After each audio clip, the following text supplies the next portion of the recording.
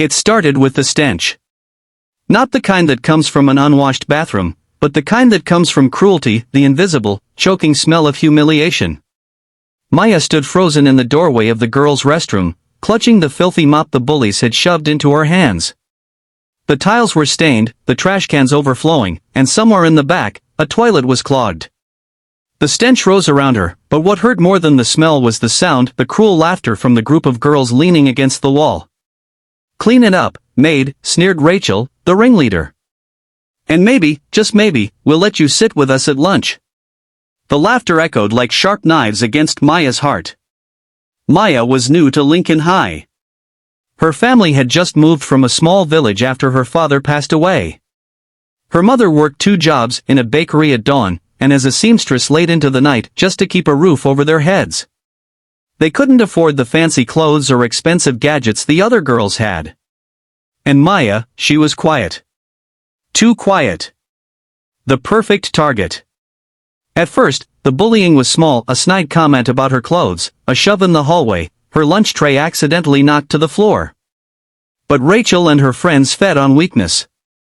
Soon, it escalated. They took her books and threw them in the trash. They whispered rumors. And today, they found a new way to break her spirit, making her clean the school bathroom in front of them. Maya's hands trembled on the mop handle. She wanted to shout, to fight back, to tell them she wasn't weak. But her throat closed, and all she could do was lower her head and start scrubbing. The laughter grew louder. One of them pulled out a phone to record. "Look at this, guys." Maya the maid. The sting of shame was unbearable. Tears blurred her vision. She clenched her jaw, telling herself to just get through it. But deep inside, something was building. What the bullies didn't know was that Maya had a past, one she had tried to leave behind when she moved here. In her old town, she had been training in karate since she was 7. Her father had been her first teacher, his voice always calm and steady. "A black belt isn't about fighting, Maya. It's about respect. About knowing your worth." She had earned her black belt just a month before he died.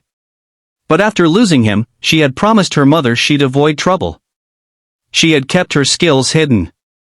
Until now. That night, Maya couldn't sleep. The images of Rachel and her gang laughing burned in her mind. She kept hearing her father's voice, "Never use your strength to hurt others. Use it to protect yourself, and those who cannot fight for themselves." She knew she had to do something, not just for herself, but for the next kid they might target. The next morning, Maya walked into school with a plan. She didn't want revenge, she wanted to show them they couldn't break her.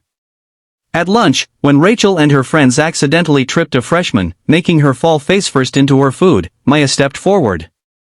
"Pick her up," Maya said firmly. Rachel turned, her smirk wide. "Or what? You'll mop the floor with us?" The cafeteria went silent. Maya took a slow step forward. "I'm not cleaning up after you ever again." Rachel laughed. Big words, made Maya. She pushed Maya's shoulder. Hard. Maya didn't move. Rachel shoved again, but this time, Maya's reflexes kicked in. She caught Rachel's wrist mid-push and twisted it just enough to make her gasp. Not to hurt, just to stop her. "Don't touch me again," Maya said calmly, her eyes locked on Rachel's. The room buzzed with whispers. Rachel pulled her hand back and lunged. But in seconds, it was over. Maya sidestepped, using Rachel's own momentum against her, guiding her down harmlessly to the floor. Gasps filled the cafeteria. One of the bullies tried to grab Maya from behind, but she spun, blocking and sweeping her foot just enough to make the girl stumble. No punches. No kicks. Just controlled, precise movements enough to make it clear she wasn't to be messed with. The principal arrived moments later, demanding an explanation. But the cafeteria had witnessed everything, the shove, the provocation, and Maya's calm defense. Even the video Rachel's friend had recorded ended up proving Maya's innocence. Rachel and her gang got detention. Maya walked away with her head high. That day changed everything. The bullies avoided her, and word spread fast that Maya wasn't weak. But more importantly, other students, the quiet, shy ones, began talking to her. Sitting with her at lunch. Asking her about karate. Maya started a small after-school self-defense group for anyone who wanted to learn.